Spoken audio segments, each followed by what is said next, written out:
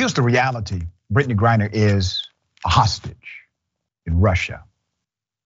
She's a prisoner, okay? Now, the American government, they're not going to say it like that, but remember, all of this has now been turned over to the people at the State Department that deal with hostages, okay? She's gonna get a day in court according to the latest WNBA star, Brittney Griner. Let's put up the picture full mass here. Shackled, looking wary.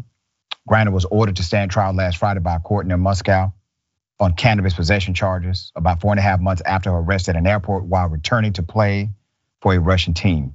Griner could face 10 years in prison if convicted on charges of large-scale transportation of drugs. Fewer than 1% of defendants in Russia, in Russian criminal cases are actually acquitted, all right?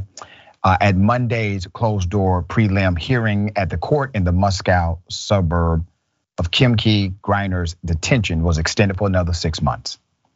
Amid the tensions, Griner supporters had taken a low profile in hopes of a quiet resolution until May, when the State Department reclassified her as wrongfully detained and shifted oversight of her case to a special presidential envoy of hostage affairs, effectively the US government's chief hostage negotiator.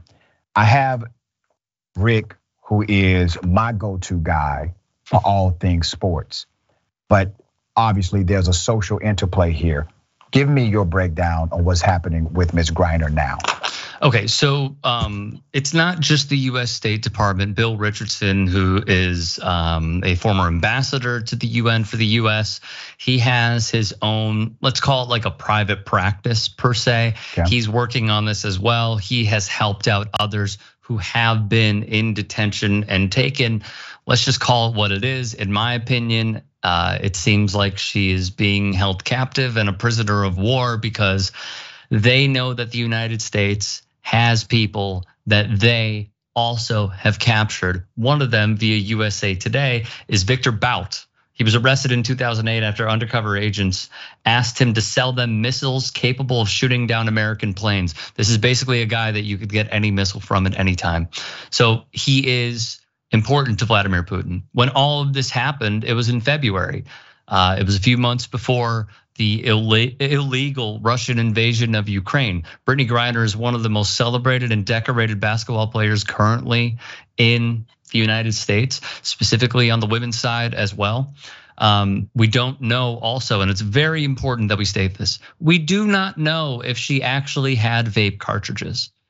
That has been a very, very important point that I have come upon in my research, is that this could just have happened because Vladimir Putin knew that he was going to invade Ukraine. He wanted to have a peace, and now they are working on the, let's call it a trade, a prison swap.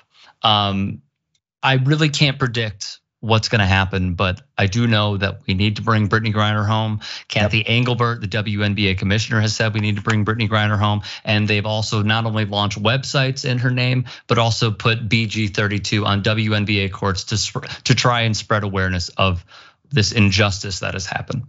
Yeah, she's being used as a bargaining chip, and we'll find out more later.